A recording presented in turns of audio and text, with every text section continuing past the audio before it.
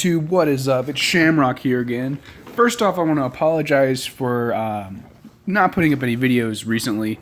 I've had a few things pop up in real life. And also on Server 9 Season 2, we've had a lot of stuff go down in the past week. And when I mean a lot, I mean a lot. It's been a crazy, hectic past week between real life and Season 9 that I haven't had any time to even jump on here. I mean, I was answering probably 300 emails a day, and I had to talk in all the different alliance chats and on line, and I had work in real life, so it's been pretty crazy. I just want to apologize. Sorry about giving us that big spiel, but I wanted to apologize for not getting videos out to you guys sooner.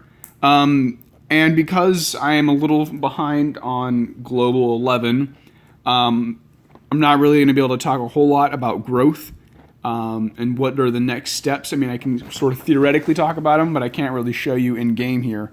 So today I really wanted to hit on a few things like different types of teams. For instance, you've got like assaulting teams and sieging teams is actually what I want to hit today. We'll get into more in-depth type teams like controlling teams, supporting teams, and whatnot. Later on as I get skills on this account, or I may even go over to Server 9 where I've got all my cool kid gyros and go up like 30 some legendaries. I think it's something crazy. But for now, I'm just going to talk about the basics. For those of you who don't know me, my goal here is just to help people out. If you have any questions, please comment below. If you have Line, it's a really cool app to use to help communicate with all your buddies in game. So you don't have to deal with all the just nonsense of the game chats. It's Line. My Line ID is Shamrocke. Same way it's spelled up here. So without further ado, let's get started. So in order to take a city, you need to be able to do two things. Once this thing loads, here, I'll go to a city that we've already taken on this game. So you need to be able to do two things. You need to be able to assault all the defense right here. And it says right here, the defense is the equivalent of hitting a level 7, well, I guess technically be a level 7 4 times, because a level 7 has 2 times the defense. So realistically, it's the equivalent of hitting 4 level 7s. So you need to bring enough assault to take down 4 level 7s. And then the second part, sorry, I'm burping a little bit. The second part is being able to siege a city. And what sieging is, you take this cool little number. Shit, I can't really. Here, nope, that's not what I'm trying to do. Anyways, that little orange bar right there that has 5,000 out of 5,000 is your siege. And after you've destroyed the defense here, you need to take down the siege. And to do this, obviously, a very typical assault team that I'll show you is this group right here that I'm running. They're meant to do damage. They're not meant to do siege. As you can tell right here, their siege is not very high. But overall, once they actually take this level 5 right here, I can show you the report so you guys can see, but they're meant for assault. Now on the other side, a siege team is basically a team made up of purely infantry. Infantry being this little symbol. Ooh. Let's see if I can bring those up. Ooh, fancy. This little symbol right here. Siege teams. So where you look at for siege is right here. So he has 44 siege with a growth rate of 1.88, which is actually pretty decent growth rate for siege. So in order to make a siege team, you basically want to grab all your gyros who have high siege and throw them into one team, and still make it where they meet the cost requirement. So let's go into my groupings here, my gyros here. So let's see what I got. So we've already determined Jord, however you say his name, he's a good sieger with a 44 siege and a growth of 1.88. So let's look at another infantry. Let's go Cronus, because everyone can get Cronus. So, he's pretty easy to talk about. He has 42 siege with a growth rate of 1.96. That is also a very good sieger. See, I believe he's attack based, so let's throw that all in attack there. So your siege teams do not need to be these super high level, strong gyros. They just need to be able to clear the defense. And what I mean by that is once you've taken down all of the assault on a city, every time you send your siege, you are met with a certain number of defenders. Defenders being, I think the defender card is like the equivalent of probably like a 1-star card. They're not very strong. They're just meant to be bodies. That way you can't just send 200 strength gyros at it to try and take it down. So your siege team does not need to be the highest level gyros you have. It just needs to be a group of infantry soldiers who have a decently large siege and can take down the defenders. And usually the defenders aren't very strong. I do not know off the top of my head what the amount of defenders are for each level of city is. That is something I can get back to you guys at a later date, or just ask in the comments and I'll go ask someone else or whichever. But as I was saying, your siege team needs to have three infantry in order to make it the siege team. So, we've looked at Njord, we've looked at Cronus. They're both good siege people. Okay, let's see. Angus, he's a infantryman. Let's look at his siege. See what he's working with. Okay, so he's got a base of 26 with a growth rate of 1.15. He's about average, as average as it gets for siege.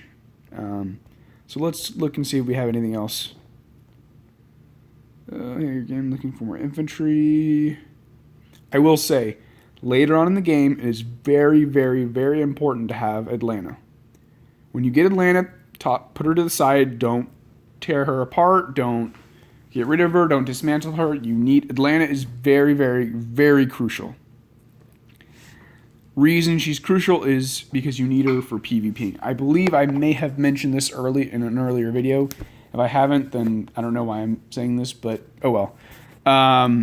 Because Atlanta is a cavalry who can really dish out some siege. If you look here, she has a growth rate of 1.30 siege. And for cavalry, this is nuts. It's uncomparable. And then, to add to that, her skill itself grants divine status, affording immunity from chaos, stillness, cowardice, confusion, and the taunt effects. And, here's the big part, and increases siege by 24.4. That's nuts. And the reason why you need to grab Atlanta the first time you get her and throw her to the side and not dismantle her or use her to research a skill is because whenever it gets time to do some PvP action against other alliances, she is crucial for title grabbing. The reason why I say this is because if you look, it might show it. If you look here, let me see. Yeah. So if you look here, you see this orange bar, you see how it says 1 out of 1? That means basically all you have to do is attack it, and you can take that lane, and it is now yours. But if you look here, the orange bar says 100%. The reason why it says that is because there is a little bit of siege you have to take down as well if you want to take that plot. So, that's why. So if you have Atlanta, who can grab tiles very fast and can have a decent amount of siege with her whenever she can easily swoop in and take level 1s from other players with no problem. So if that doesn't make sense, just leave a comment below and I'll kind of re-explain it a little better if for whatever reason it doesn't make any sense. So yeah, that's about it for city taking. I do want to talk about something that's kind of happened to me in game recently. It seems to be really a really big tactic that people use in season 2, and I it's super effective, but I do not agree with it. It kind of just ruins the game for a lot of people, to be honest. Like, I respect the tactic and I understand how good it is and how effective it is, but I wouldn't use it in PvP scenarios or scenarios which would lead to PvP, if that makes sense. Basically, what this tactic is, before season 2 starts, you get your, like, if you're the winning alliance in your season and season 2 is about to start, you basically tell your core group of people, these are the people who are the most active, to make alt accounts for the next season. And what you do is you put them in alliances of the seasons you know, or the servers you know you'll be merging with into season 2. So it's kind of like a spy game. And I don't disagree with the spy game. I think spying is necessary. But the part that I don't agree with it is people will take their alts in servers or in alliances, and once they go to season 2, they will make them expand out in that country or that region. And for those of you who don't know, if you capture another player, all of their tiles turn yellow, and you can jump off every one of those tiles. So imagine if you're in a server or in an alliance. We'll say an alliance in Britain. We'll use Britain. Say you're in an alliance in Britain, and one of your biggest enemies is, I don't know, let's say Joth or Jotunheim. Sorry for those of you who don't know what that means. Jotunheim, and you're like, you know what? Let's put some alts into the big alliance in Jotunheim, and let's have them expand out all across the map, put jumps and tags all over cities. And then once you make it to Jotunheim, you occupy your alt. So essentially what you have done is you've given yourself 100% control of Jotunheim. You can send troops wherever, and the main alliance in Jotunheim has basically next to no chance to combat you, especially if you are a strong alliance and they are not very organized or strong. It really ruins the game, but that's my opinion, and I'm sorry if me talking about this is kind of pointless to you guys, but it's my little rant, I guess. Like I said, I don't know. I don't agree with it. If you guys have any questions or comments or anything you'd like to see in future videos, please leave it in the comments below, and I will see what I can make up for you guys. Also, it would seem that Gaia has finally taken that level 5, so I will let you guys see the damage. So let's see. I guess she couldn't defeat them all in one run. Oh well.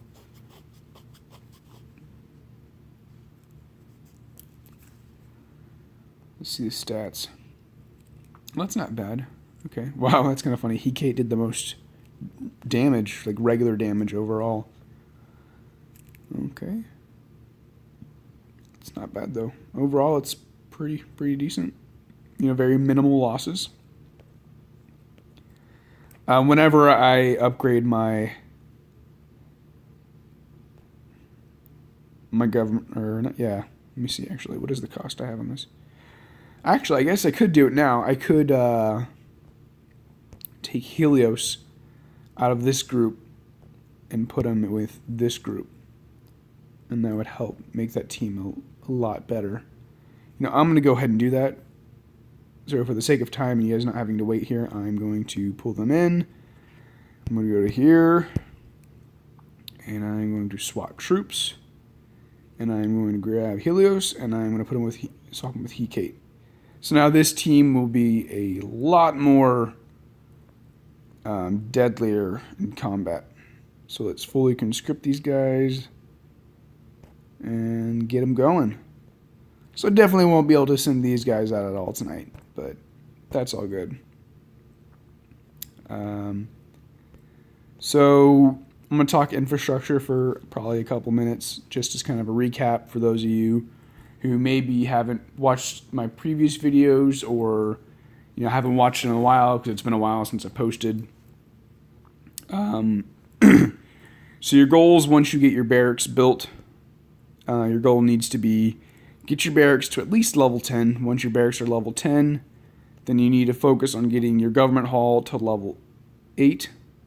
And then once you get your government hall to level 8, you want to build that monolith. And then you want to continue to hit building these barracks. Another notable bit of infrastructure that you really need to upgrade are your camps. Your camps are so important when it comes to mid to late game. They give you an edge against your opponents who have no idea what the camps do or just haven't taken the time to build them or just have been too lazy to build them. I don't know. It gives you an edge against taking level 7, 8, 9 level plots.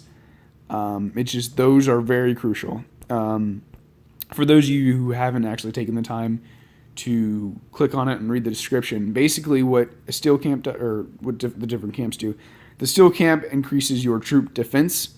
So that little, if you look at your gyro and you click on him and you look under his name, it has his stats and then it shows his defense. So basically if you have your steel camp maxed, it gives that gyro plus 20 to his overall defense.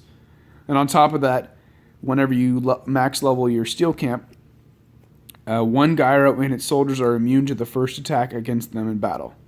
So that means basically one gyro in your whole troop will receive immunity from the first attack, which is pretty helpful because... Sorry, I had a brain fart. It's helpful because it just gives you that much more of an advantage. Speed camp, it's pretty obvious. It increases all your guys' speed up by 20, fully maxed. Plus, once it's fully maxed, increases the speed of all armies by 10 for the first turn of battle. Which is also really helpful because if all of your armies can hit first, it means that the other army will be that much more damaged before they can launch their first attack. And just so you know, the less soldiers your army has in total, the less damage it does in total as well. So it's really good to be able to make the first attacks because that means the attacks coming back at you are going to be that much weaker. Will camp, this increases your army's troop spirit by, once it's maxed, again level 20. And whenever you max it to level 10, during turn 1 of the battle, one gyro and its troop gain status immunity. Again, I'm pretty sure that means they can't get hit. No. Oh, shoot. I'm getting my word. I think it's they can't be affected by like chaos and things like that. Okay, so bravery camp, that just increases your troops. And then once maxed, one gyro and its soldiers ignore unit strength and weakness for the first time they attack. So that just means if you've got an all infantry unit against an all cavalry unit, for that first attack, one of your gyros will not be at a disadvantage for attacking cavalry. So overall, I believe that camps are an essential for mid to late game. Early game, you definitely want more numbers in your troops, so barracks need to be focused on. But once you start getting to that mid game, you really need to hit on those camps for sure. And then once you start hitting on those camps, start hitting on that reserve barracks. But honestly, personally, before really focusing on reserve barracks, you want to get your recruitment office up, because by getting your recruitment office up, that decreases the overall conscription time. Also, another thing to note about conscription time, the temples. Once they're fully maxed, it decreases the conscription cost for that realm's gyros by 20%. So also, that's something you really need to focus on. But in order of things I think you need to focus on leveling up is A, your government hall, B, your barracks, C, your monolith, D, your recruitment office, D, your recruitment office, E, your camps, and then after your camps, you need to focus on your temples. Also, front barracks are obviously a must in order to have to be able to range 3 gyros in each troop. Personally, I don't waste resources on mills like lumber mill, iron mill, quarry. I don't. In my opinion, it's a waste of resources. It's a waste of resources to upgrade my lumber camp to gain 120 wood per hour when I can take 5 minutes and attack a level 2 and get plus 90 per hour. You see what I mean? It's a waste of time and resources. So personally, I just don't upgrade them. You know, some people might disagree with that, but I think they're a waste. Houses are very important to upgrade, but again, the amount of coin they give you is very limited. So, in my opinion, the best way to get coins are to go to cities and take a city tile. One city tile is plus 200 coins, and then if you own the city, you multiply 200 by 3, and it's plus 600 coins. So for every level, every one of these tiles you own, that's plus 600 coins. So it's real helpful, and it's really useful. Other than that, I don't believe I have anything else to say. Personally, I'm sorry that you guys felt like this video was rushed or just didn't have a lot of good quality content. Things have been balls to the walls on Server 9 Season 2. And even now, like I told myself, I needed to stop thinking about Server 9, and I really need to get this video done and put out for you guys. For those of you who are kind of like, hey, Sham, what's going on, man? We're kind of dependent on you. We're looking for these videos to help give us an edge. So again, I'm very sorry for not getting this out sooner. But once I end this video, I actually got to jump on and probably start doing some work for S9 as far as organizing and getting people in the right places and whatnot. If you guys would be interested in seeing a video of me kind of messing around on Server 9 Season 2, by all means, leave a message in the comment or just be like, just saying, hey, Sham, it'd be kind of cool to see something going on in Season 9 or whichever. Just let me know. But other than that, I believe that's it, guys, and I'll see you guys next time.